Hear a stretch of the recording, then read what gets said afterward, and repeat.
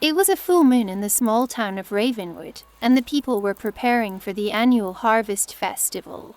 The air was crisp, the leaves were changing colors, and the smell of pumpkin spice filled the air. But something was off. The townspeople had been hearing strange noises at night, like the sound of something howling in the woods. Some said it was just a pack of wolves, but others were convinced that it was something much more sinister. As the night of the harvest festival approached, the people of Ravenwood grew more and more on edge. They knew that something was out there, lurking in the darkness, but they never could have prepared themselves for what was about to come. On the night of the festival, the townspeople gathered in the town square, admiring the decorations and eating delicious food. But as the sun began to set, the air grew colder, and the mood grew darker. Suddenly, a scream pierced the air. The townspeople turned to see a young woman, covered in blood, running towards them. She collapsed in the middle of the town square, gasping for breath. Everyone rushed to her side, trying to help her, but it was too late. She was dead. The people of Ravenwood were horrified. They had never seen anything like this before. The young woman had been torn apart, her limbs twisted and broken. As the night wore on, more and more people began to die. The town was in chaos, with people running in every direction, trying to escape the monster that was stalking them. But there was no escape. The creature was a werewolf, a beast that had been terrorizing the town for generations.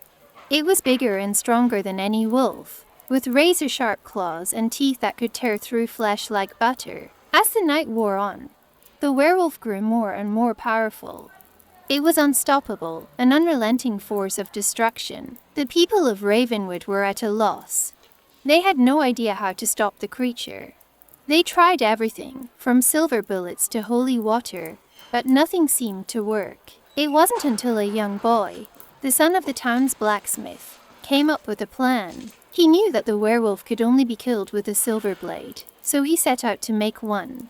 He worked tirelessly, day and night, hammering and shaping the metal until it was sharp enough to cut through anything. And on the night of the next full moon, he was ready. The townspeople gathered around him, holding torches and makeshift weapons as he charged towards the werewolf. The creature snarled and bared its teeth, ready to attack. But the boy was too quick. He plunged the silver blade into the werewolf's heart, and the creature let out a blood-curdling scream. As the werewolf died, the curse was broken. The people of Ravenwood could finally breathe a sigh of relief, but they knew that they could never forget the horror that had descended upon their town.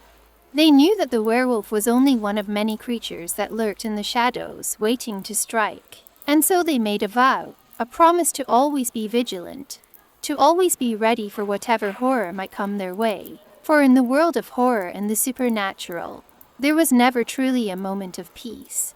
There was always something waiting in the darkness, something waiting to strike.